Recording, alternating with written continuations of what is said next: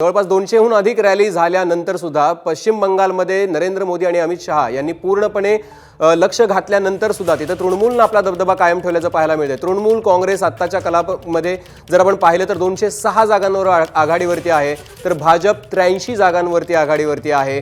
काँग्रेसला फारसं यश किंवा डाव्यांना तिथं फारसं यश मिळालेलं दिसत नाही। ज्या बंगालमध्ये जवळपास 30 वर्ष डाव्यांनी राज्य केलं तिथून डाव्यांचा सुपडा साफ झालेला आहे आणि आता फक्त आणि फक्त ही लढाई भाजप विरुद्ध तृणमूल अशीच राहिलेली आहे, ज्याच्यामध्ये तृणमूलनं आघाडी घेतल्याचं बघायला मिळतंय।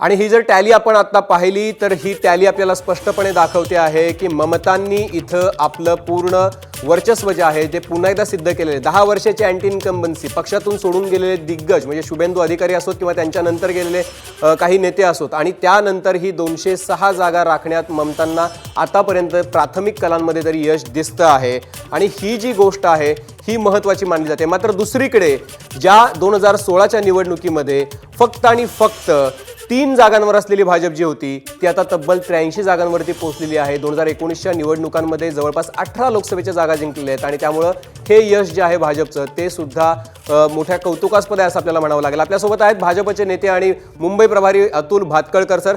भातखळकर सर, हे यश तुम्ही कसं बघता? नाही, मुळामध्ये मला असं अजूनही वाटतंय की पश्चिम बंगालमध्ये एवढ्या कमी जागा आम्हाला मिळणार नाही, त्याच्यापेक्षा अधिक जागा 100चा आकडा आम्ही 100% क्रॉस करू, क्रमांक 1।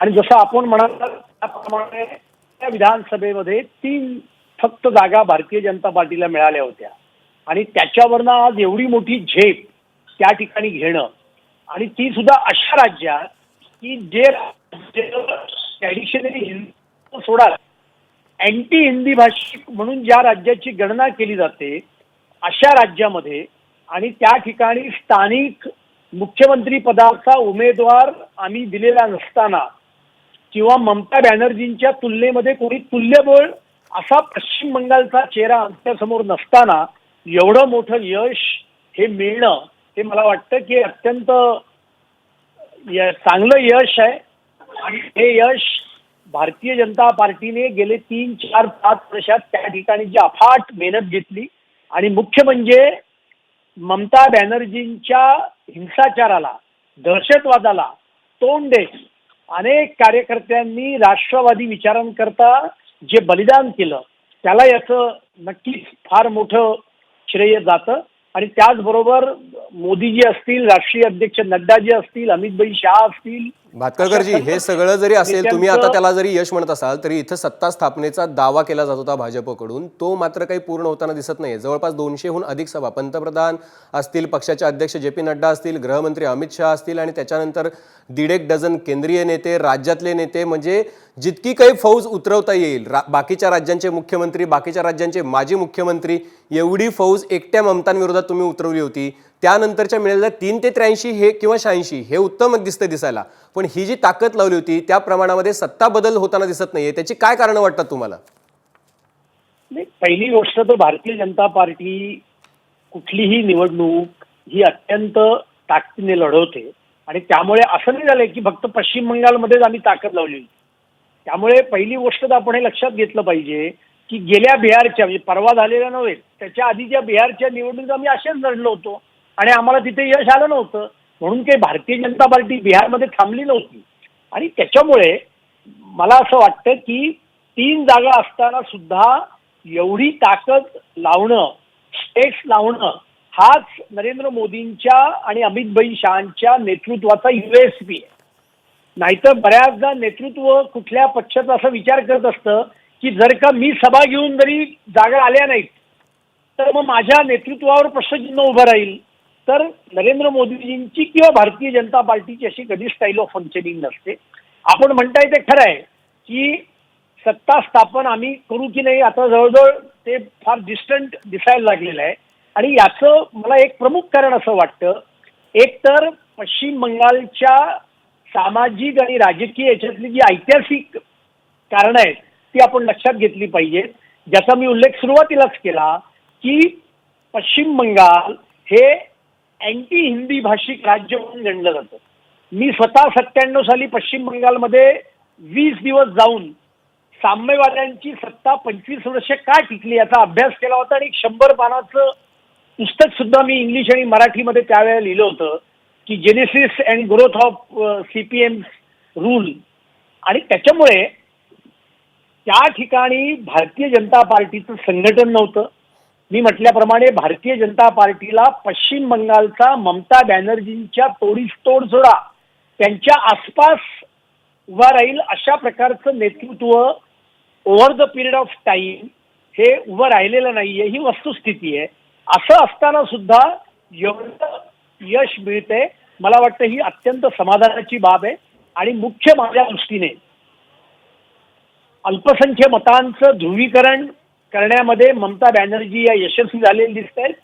त्याचबरोबर आमच्याकडे स्थानिक नेतृत्व मुख्यमंत्री पदाचा उमेदवार दाखवण्याकरता नाहीये, हे सुद्धा एक दुसरं नाही कारण. भातखळकरजी, तुम्ही नाही म्हणताय तुमच्याकडे उमेदवार दाखवणं, पण तुम्ही ज्याला चेहरा केलं ते शुभेंदू अधिकारी तुमचे मुख्यमंत्री पदाचे उमेदवार किंवा दावेदार नव्हते किंवा दिलीप घोष दावेदार किंवा उमेदवार नव्हते असं म्हणायचं का आपल्याला? म्हणजे मी या सगळ्या मुद्द्यांकडे येणार आहे. आणि दुसरी गोष्ट जी तुम्ही महत्त्वाची मांडलीत की साम्यवाद्यांची सत्ता तिथून का जात नाही याचा जसा आपण अभ्यास केला तसं साम्यवादी अचानकपणे गेल्या 5-7 वर्षांमध्ये डाव्या बाजूनं थेट मध्ये कुठेच न थांबता उजव्या बाजूकडे का गेले त्याचा सुद्धा अभ्यास आता करावा लागणार आहे राजकीय विश्लेषकांना आणि तिथल्या पंडितांना.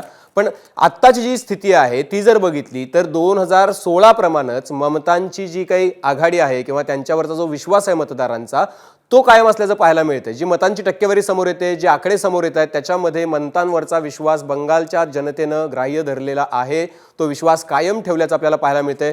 आपल्यासोबत अजित अभ्यंकर आहेत. अजित अभ्यंकरजी, आत्ता भातखळकरजींनी सांगितलं की तिथं काहीच नव्हतं, म्हणजे तिथं शून्यातून सुरुवात भाजपनं केली, 3 पासून सुरुवात केली आणि 86 वरती आले आणि मागच्या लोकसभेला तब्बल 18 खासदार निवडून आले. आणि जिथं डाव्यांचा गड होता तो गड आता तिथं नामशेष झालेला आहे. किंबहुना इथं डाव्यांची सत्ता होती का असा प्रश्न विचारावा इतपत तिथल्या केडरची अवस्था झाली आहे. हे कशामुळं? पहिली गोष्ट अशी की ही निवडणूक नेमकी काय होती हे आपण नीट समजावून घेऊया.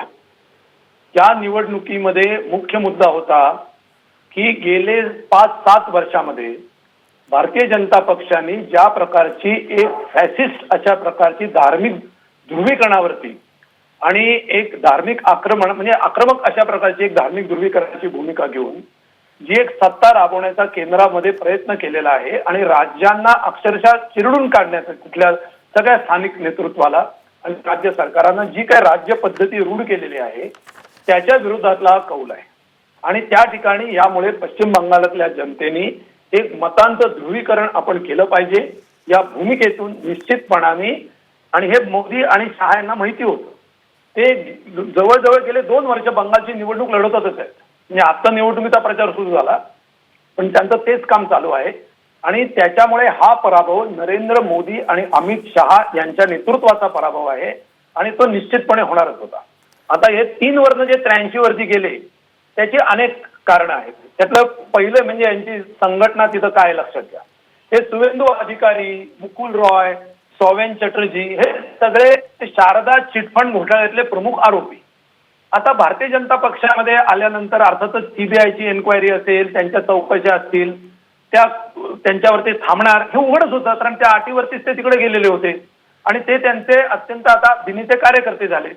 तेव्हा भारतीय जनता पक्षाची जी तिथली ताकद आहे आणि ते अधिकारी बंधू जे आहेत त्यांचे नंदीग्राममध्ये त्यांचं राज्यच आहे आणि त्याचा फायदा निश्चितपणे आयात उमेदवारांचा नुसते उमेदवार नाही आयात नेतृत्वावरतीच भाजपचं काम चालतं. महाराष्ट्रातही चाललं होतं. पुदुचेरीमध्ये त्यांनी काय केलं, पॉंडिचेरीमध्ये त्यांनी सरकार पाडलं किरण बेदींचं मदत घेऊन आणि नंतर आता तिथं त्यांनी जी काही आता आघाडी केली त्यांचं कोणीच नव्हतं तिथं. तिथलेच काँग्रेस तिथे त्यांच्या बरोबर जे आघाडीतले लोक आहेत ते कोण आहेत, AINR काय त्याचा लॉंग फॉर्म. तेव्हा याचा अगदी स्पष्ट असा अर्थ आहे की भारतीय जनता पक्षाचं स्थानिक बंगालच्या DNA मध्ये भारतीय जनता पक्षाचं आणि धार्मिक विभाजनाचं राजकारण बसू शकत नाही, अशक्य आहे. नक्कीच आणि नक्कीच. त्याच्यामुळे अभ्यंकरजी हे अभ्यंकरजी हा फक्त अत्यंत महत्वाचा मुद्दा जो आहे तुम्ही मांडलेला आहे. भातखळकरजी, इथं सुद्धा महाराष्ट्रामध्ये तुम्ही 2014ला ज्यावेळेला सत्तेत आलात त्यावेळेला शाश्वत धर्मासाठी आपद्धर्म स्वीकारायचा आणि बाहेरच्या पक्षातल्या नेत्यांना आपल्या पक्षात घ्यायचं हे धोरण अवलंबलेलं होतं आणि त्याचीच पुनरावृत्ती जी आहे ती बंगालमध्ये पाहायला मिळते.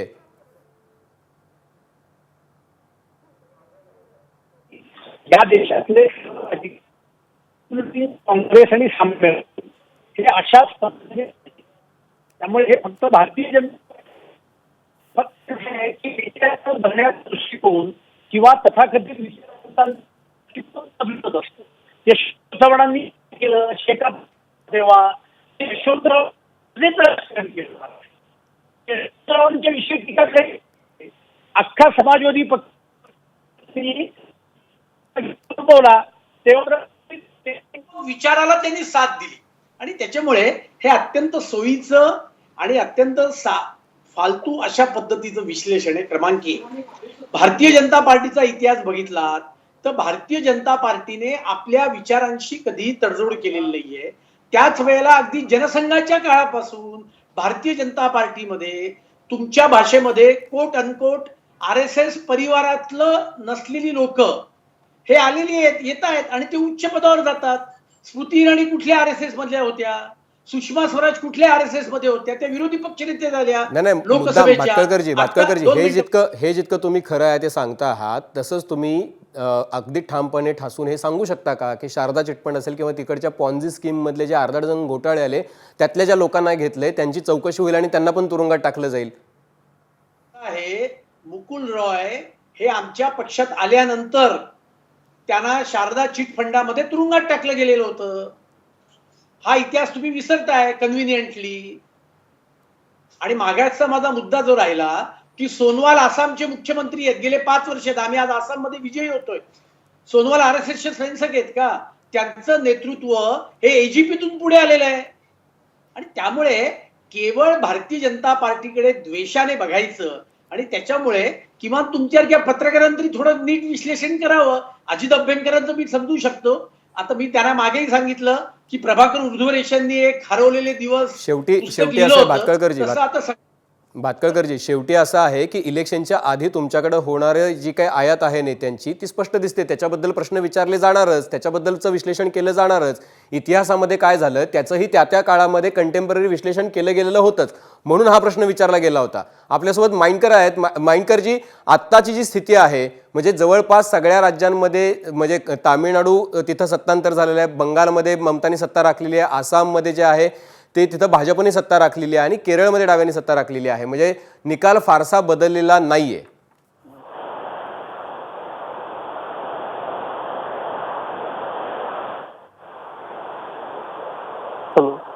हॅलो माइंडकरजी, तुम्हाला आवाज येतोय का? हा बोला आवाज येतोय, बोला. जवळपास एक्झिट पोल मध्ये जसं दिसत होतं तसेच आकडे आता येताना दिसत आहेत. सत्ता बदल फक्त तामिळनाडू आणि तामिळनाडू वगळता कुठेही झालेली दिसत नाहीये. तुम्ही या सगळ्या निकालांकडे कसं पाहता? एक प्रकारे डाव्यांच्या हातनं दुसरा गड गेलेला आहे पश्चिम बंगालच्या रूपाने.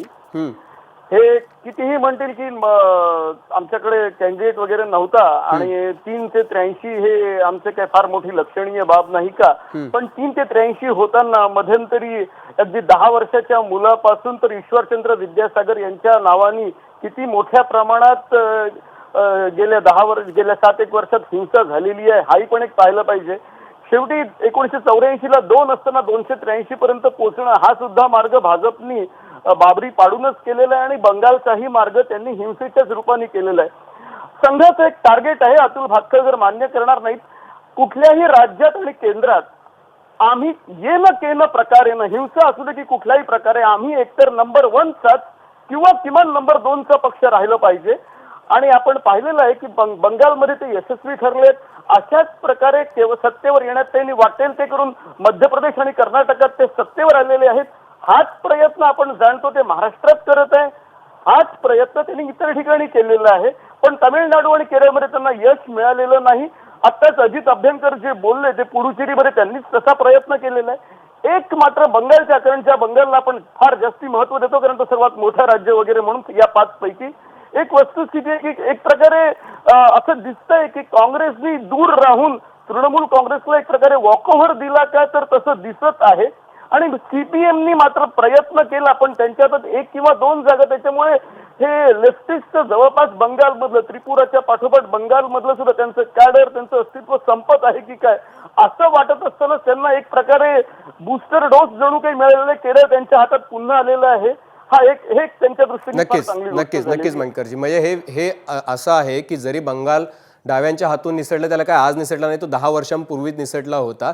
एकेकाळी रायटर्स बिल्डिंगमधून ज्या ममतांना केसांना ओढून बाहेर काढण्यात आलं होतं, त्या ममतांनी मुख्यमंत्री झाल्यानंतर रायटर्स बिल्डिंगमध्ये पाय ठेवला होता आणि त्याच्यानंतर 10 वर्ष सलग मुख्यमंत्री राहिल्यानंतर अँटी इन्कम्बन्सी नंतर मोदी शहा यांची जोडी JP नड्डा आणि जवळपास 1.5 डझन केंद्रीय मंत्री, बाकी राज्यांचे मुख्यमंत्री, एवढी फौज लावल्यानंतर सुद्धा पुन्हा एकदा ममतांनी आपला गड जो आहे तो तिथं कायम राखलेला आहे. आपण जी आकडेवारी बघतो आहे त्याच्यामध्ये सुद्धा ही लाट स्पष्ट दिसते आहे. 2011 मध्ये किती जागा मिळाल्या होत्या ममतांना, तर 2011 मध्ये 184 जागा मिळालेल्या होत्या. 2016ला किती जागा मिळाल्या होत्या, तर 2016ला 211 जागा मिळाल्या होत्या. 2021 आहे, तब्बल 10 वर्ष उलटलेली आहेत आणि 10 वर्षानंतर त्यांची जी आकडेवारी आहे, मतांची आकडेवारी आणि जागा ज्या आहेत त्या वाढलेल्या दिसत आहेत. गेल्या वेळेला 211 जागा होत्या, यावेळेला 207 दिसत आहेत आणि हे आकडे जे आहेत ते वरखाली होतील. अजूनही काही ठिकाणचे निकाल जे आहेत ते लागत आहेत हळूहळू. आणि ही जी आकडेवारी आहे ही स्पष्टपणे ममतांचं बंगालवरती असलेलं, एका प्रकारे त्यांची मान ठोकून ज्या ममता बसल्या आहेत ती मान कायम असल्याचं दिसतंय. आपण पुन्हा एकदा भातखळकरांकडे जाऊयात. भातखळकरजी, ही जी 10 वर्ष होती, ज्या 10 वर्षांच्या ममतांच्या कारकिर्दीवरती बोट ठेवत तुम्ही तिथे बंगालमध्ये गेलात आणि तिथं मतं मागितलीत, त्याला फारसा प्रतिसाद लोकांनी दिलेला नाहीये. जी व्हॅक्यूम होती विरोधी पक्षाची, ती व्हॅक्यूम मात्र तुम्हाला मिळाली, मात्र सत्ता मिळाली नाही. नाही, सत्ता मिळत नाहीये हे उघड आहे, पण प्रतिसाद दिला नाही हे म्हणणं बरोबर नाहीये. पहिला मुद्दा नाही, मी म्हणालो की विरोधकांची व्हॅक्यूम होती, ती व्हॅक्यूम तुम्ही भरून काढली एका निवडणुकीमध्ये. 100%.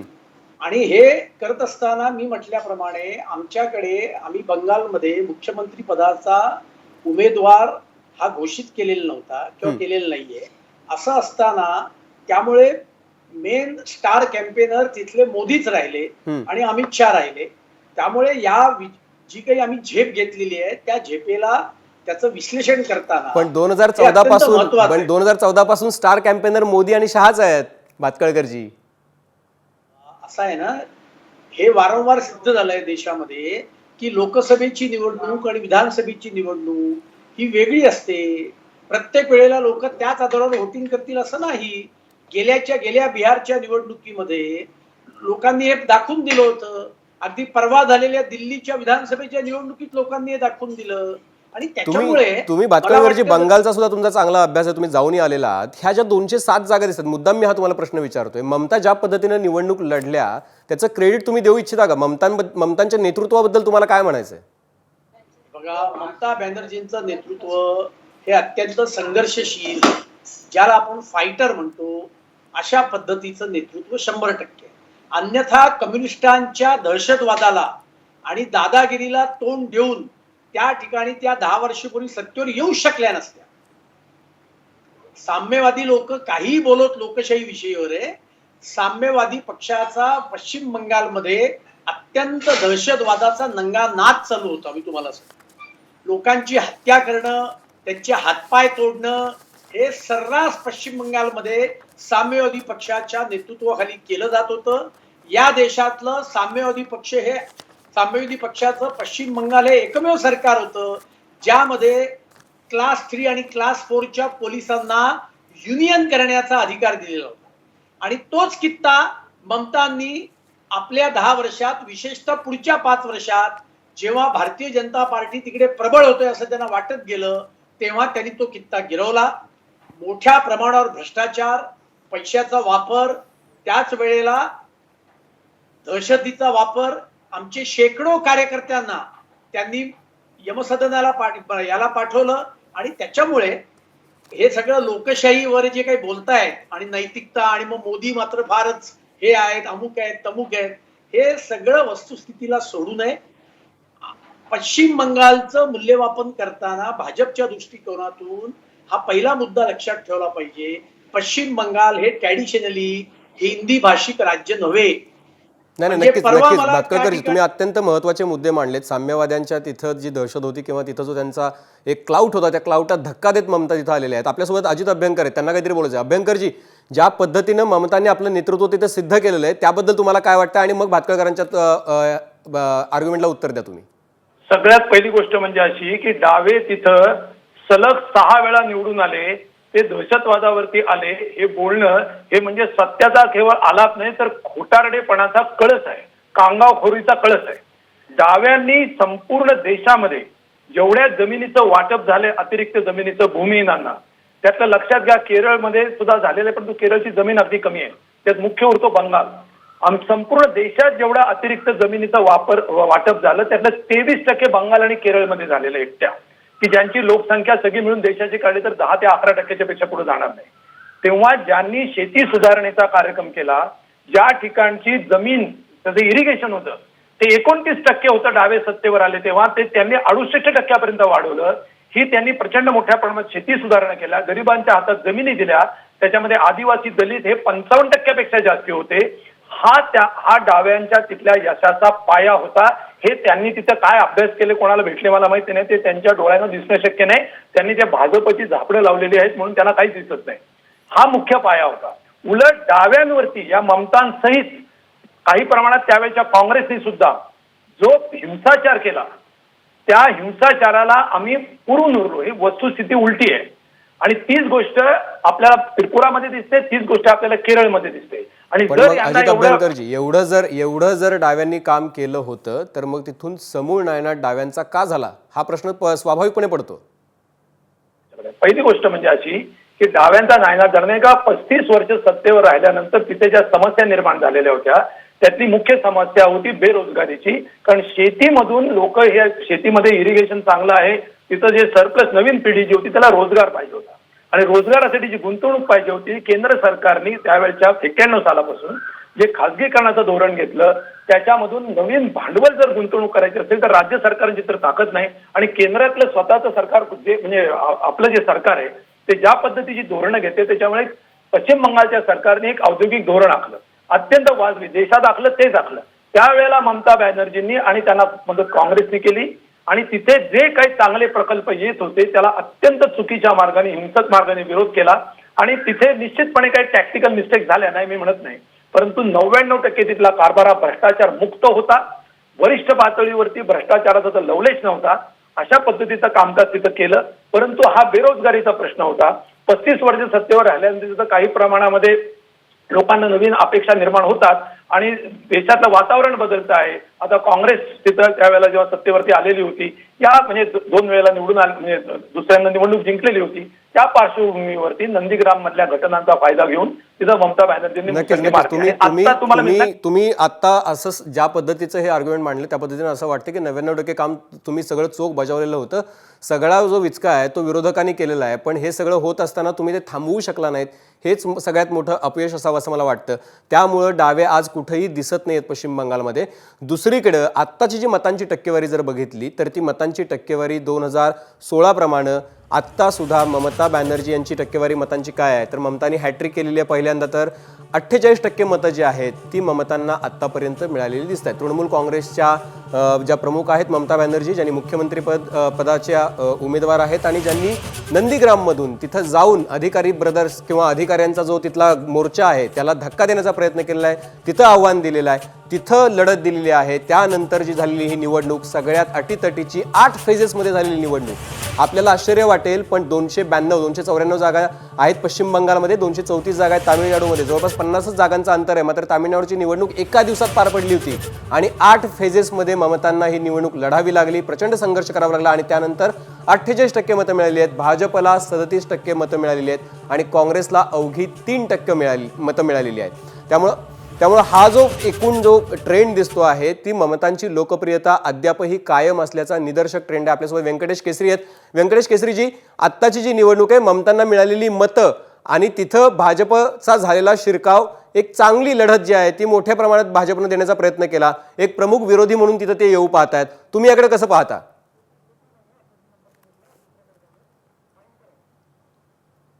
केसरींशी संपर्क तुटलेला आहे, मात्र आपण माइंडकरांकडे जाऊयात. माइंडकर, हाच प्रश्न मी तुम्हाला विचारतो.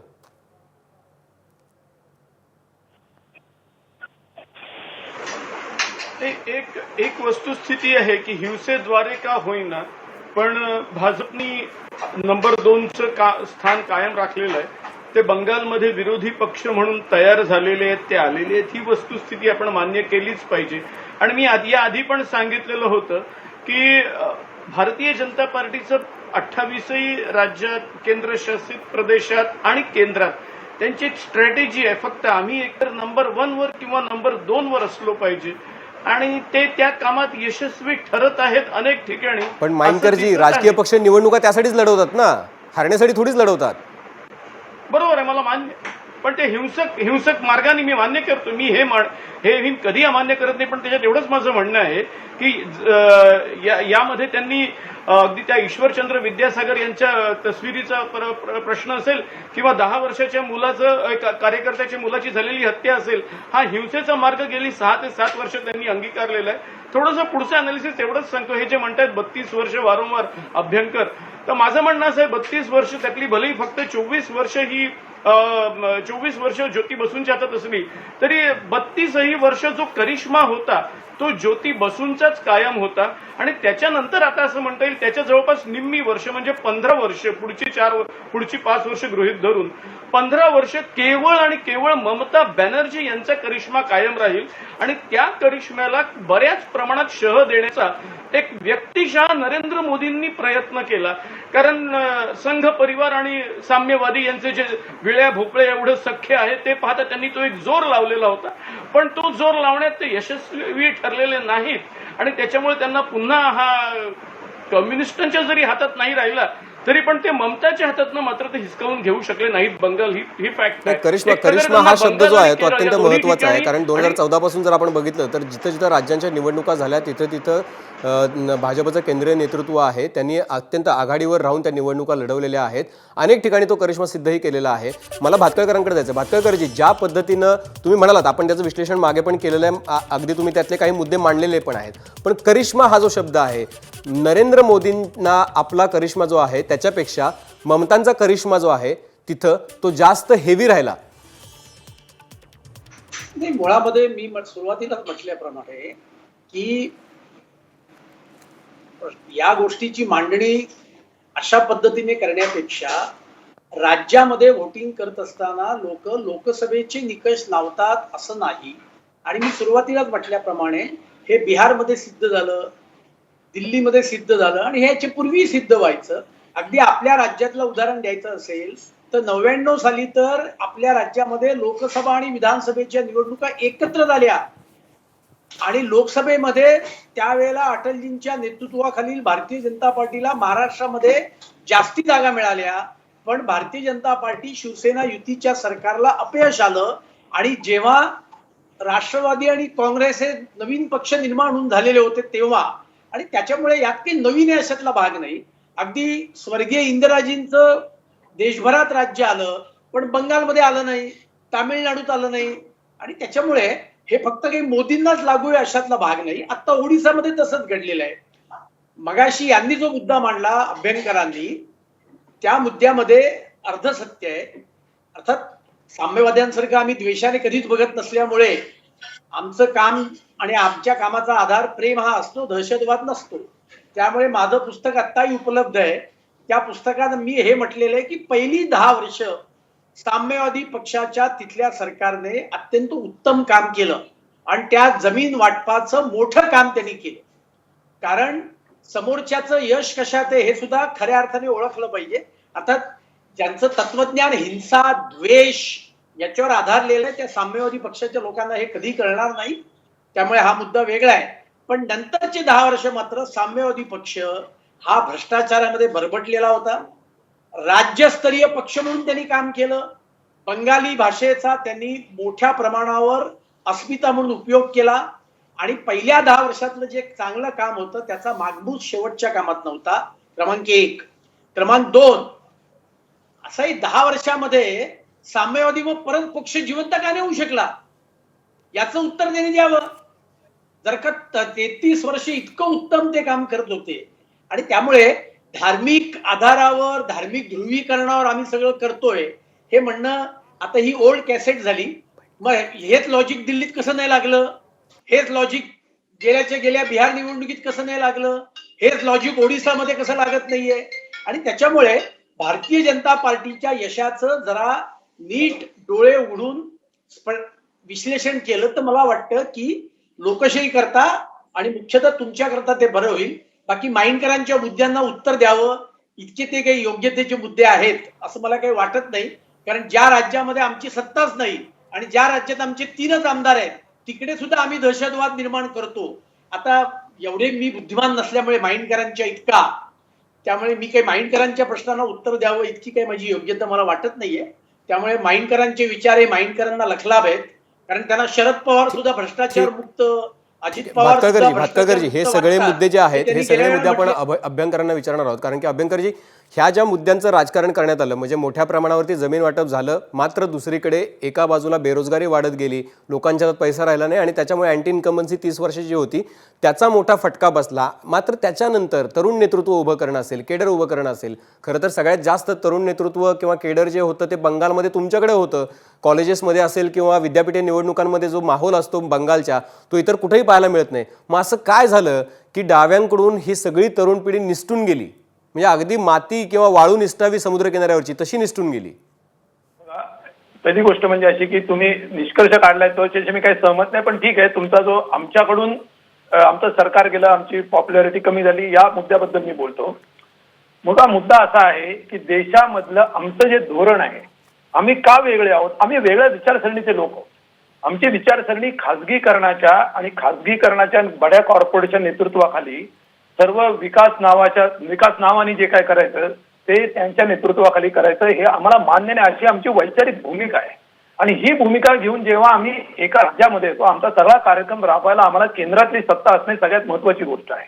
ती केंद्रातली सत्ता प्राप्त करण्याच्या जवळपास आम्ही नाही, ही वस्तुस्थिती आहे. आणि जेव्हा आम्हाला केवळ पंतप्रधान पदावर बसण्याची संधी होती ती सुद्धा आम्ही एका तात्विक निष्ठेपायी नाकारली होती. लक्षात घ्या, त्या ज्योती बसूंचं नाव मगाशी ज्यांनी घेतलं त्यांच्याबद्दल सांगतो. आम्ही एका प्रिन्सिपलने जाणारी माणसं आहोत, आमचा पक्ष काय प्रिन्सिपलने जातोय.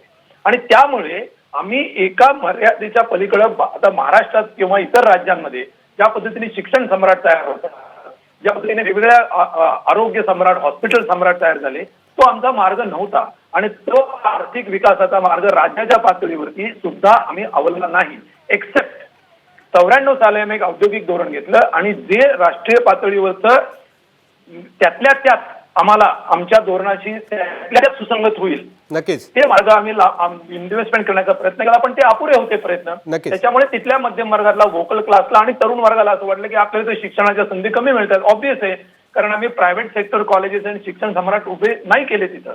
आता ही जर कोणाला चूक म्हणायची असेल तर ती चूक आम्ही केली असं म्हणता येईल. त्यामुळे एकंदर देशातला आर्थिक धोरण आणि सगळा जो ढाचा आहे सगळा बाजारवादाकडे, व्यापारवादाकडे जेव्हा गेला तेव्हा तिथल्या बंगालमधल्या मध्यम वर्गाला किंवा उच्च मध्यम वर्गाला असं वाटणं स्वाभाविक आहे की आता यांच्याबरोबर राहून आपण राजकीय दृष्ट्या ही संघर्ष करण्यापेक्षा आपण कोणतरी एक पर्याय शोधून त्याच्यामुळे आमच्या काही चुकांचा त्यांना फायदा झाला. नक्कीच. तर हा जो हे जे सगळं विश्लेषण आहे ते मान्य आहे. मात्र आताची जी स्थिती आहे ती स्थिती बघता बंगालचा जो रणसंग्राम आहे ज्याच्याकडे सगळ्या देशाचं लक्ष लागून राहिलेलं होतं आणि जी लढाई होती ममता बॅनर्जी आणि नरेंद्र मोदींच्या विरोधातली, ती मात्र ममता बॅनर्जी यांनी जिंकलेली. एबीपी माझा, उघडा डोळे बघा नीट.